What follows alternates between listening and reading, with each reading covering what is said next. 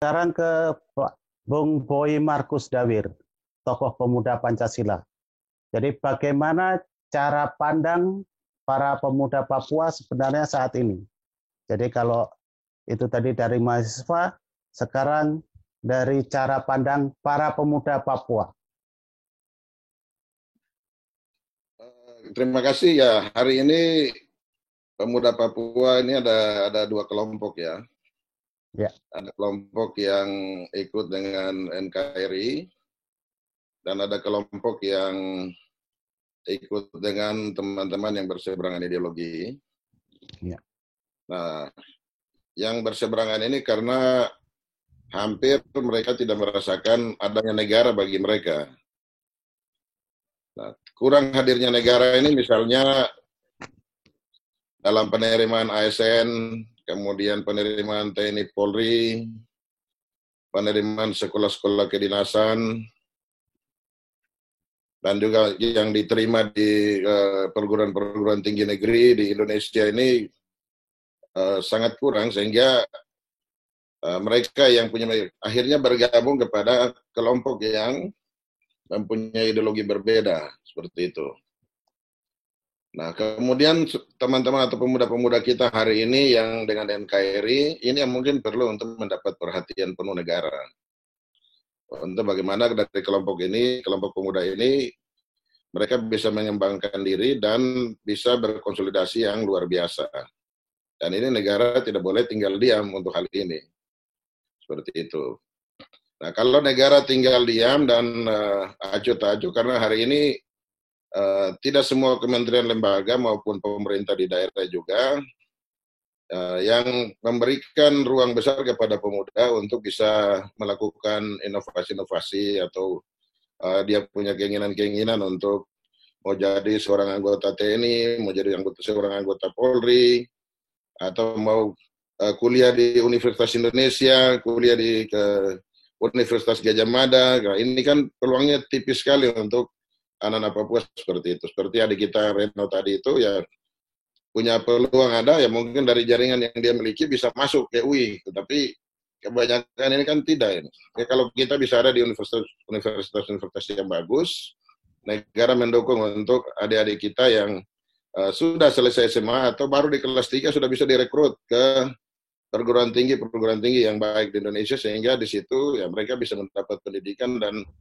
punya pergaulan yang baik di lingkungan-lingkungan yang memang NKRI betul seperti itu.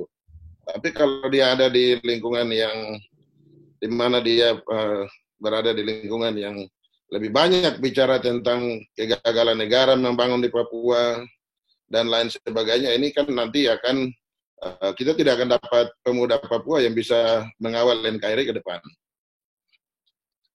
Mungkin seperti itu untuk yang terjadi hari ini, sehingga ya memang butuh apa yang Bapak Presiden bilang bahwa negara harus hadir kepada masyarakat, kepada rakyat. Nah, ini harus terjadi.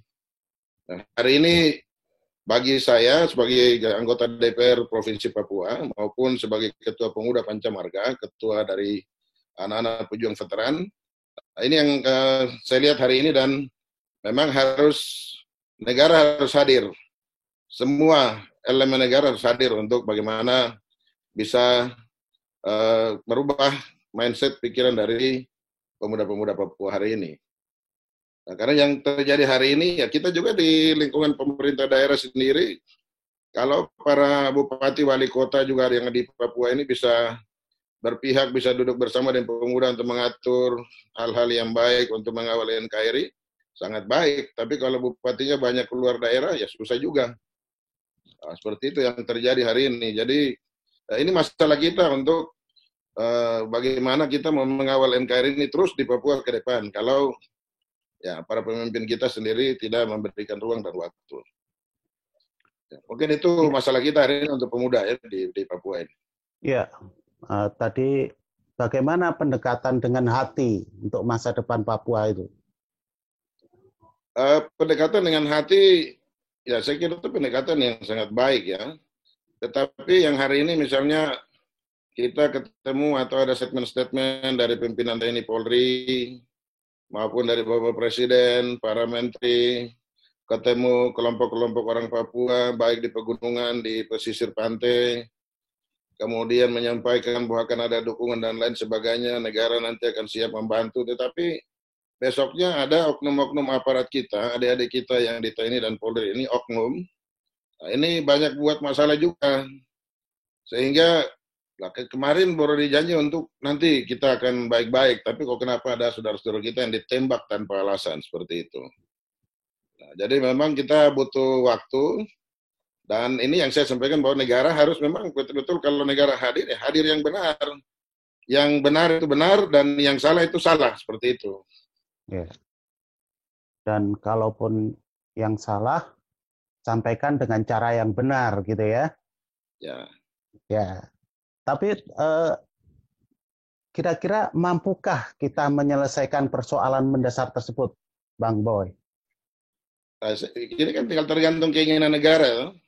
Negara mau menyelesaikan, mau dudukan apa yang menjadikan, kita harus inventarisir masalah Papua apa, kemudian kita selesaikan, dan ada kemauan negara atau tidak. Ya. Jadi contoh hari ini, masalah di luar tadi terkait dengan pemuda, masalah besar kita di sini kan antara lain masalah pelanggaran HAM ya, Ya. yang tidak kunjung selesai sampai hari ini.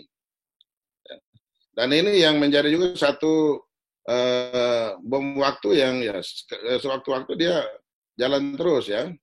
Dan ini negara sampai hari ini belum selesaikan. Dan kami dari sebagai anggota DPR dan juga Ketua Pemuda Pancamarga dalam rekomendasi kita kepada negara yang tahun 2019 kita sudah sampaikan, itu negara harus wajib untuk selesaikan dengan cara-cara yang kami sudah tawarkan. Ada caranya, cara yang baik dan bisa diterima oleh rakyat Papua, dan juga negara pada posisi aman yang kami sudah rekomendasikan dan sudah serahkan baik kepada Bapak Presiden, kepada Menko Polhukam, Panglima TNI, Kapolri, rekomendasi dari kami yang kami sudah sampaikan kepada negara, dan kami harapkan untuk mungkin rekomendasi itu bisa ditindaklanjuti untuk diselesaikan. Nah, jadi tidak perlu juga untuk kita mau menghindar atau hindari masalah pelanggaran HAM yang terjadi, karena hari ini hampir seluruh kabupaten kota di Papua ini kan sudah internetnya jalan. Ya. Jadi satu kasus, artinya ada kasus ke pelanggaran HAM yang terjadi misalnya di Kabupaten Deyai ataupun di Nduga ataupun di Puncak Jaya yang terjadi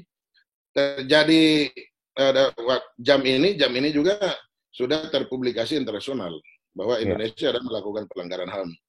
Nah, ini yang mungkin kita perlu untuk bisa dudukan itu, sehingga satu masalah utama terkait dengan pelanggaran HAM ini bisa diselesaikan. Diselesaikan dengan cara yang bermartabat, mana yang harus didorong ke proses hukum, didorong dan bisa selesai. Dan saya kira kalau bisa didorong seluruh masalah pelanggaran HAM yang di Papua ini, dan seluruh oknum yang terlibat itu bisa disidangkan dan ada putusan hukum dari negara, saya kira itu semua rakyat Papua yang hari ini keluarga korban bisa menerima. Karena hari ini kan dituntut. Yang dituntut adalah kenapa saudara saya ditembak mati tidak ada proses hukum. Nah, tetapi kalau orang Papua ada bikin masalah sedikit, masalah yang kecil saja bisa hukumannya bertahun-tahun. Tetapi yang membunuh orang Papua tidak dihukum. Nah, seperti itu. Mungkin apa ya? Mungkin itu yang hari ini ada di pikiran orang Papua ya, rata-rata.